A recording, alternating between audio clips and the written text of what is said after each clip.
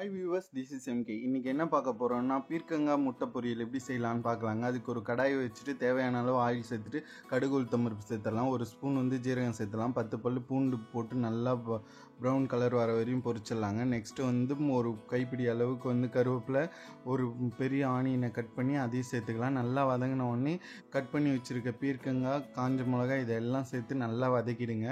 வதங்கிட்டு தேவையான அளவு மஞ்சத்தூள், தேவையான அளவு உப்பு சேர்த்துருங்க. சேர்த்து நல்லா வதக்கி விடுங்க. ஒரு மூடி போட்டு நல்லா காய் வேகட்டுங்க. வெந்து வரும்போது இந்த மாதிரி ஸ்டேஜில் வரும். கரெக்டாக இந்த ஸ்டேஜில் வந்த உடனே ஒரு முட்டையை உடச்சி சென்டராக ஊற்றி நம்ம நல்லா கிளறி விட்டுறலாங்க. அவ்வளோதாங்க. சும்மா அப்படி டேஸ்ட் இருக்குங்க. சாப்பாடோடு பிசைஞ்சு சாப்பிடும்போது அவ்வளோ அருமையாக இருக்கும். கண்டிப்பாக இதை ட்ரை பண்ணுங்கள். இந்த மாதிரி வதக்கி அவ்வளோதாங்க, சாப்பாடு கூட வச்சு சாப்பிட்டா அவ்வளோ டேஸ்ட்டாக இருக்குங்க. கண்டிப்பாக ட்ரை பண்ணி பாருங்கள். ட்ரை பண்ணி பார்த்துட்டு எப்படி இருக்குது கமெண்ட் பண்ணுங்கள். தேங்க்யூ.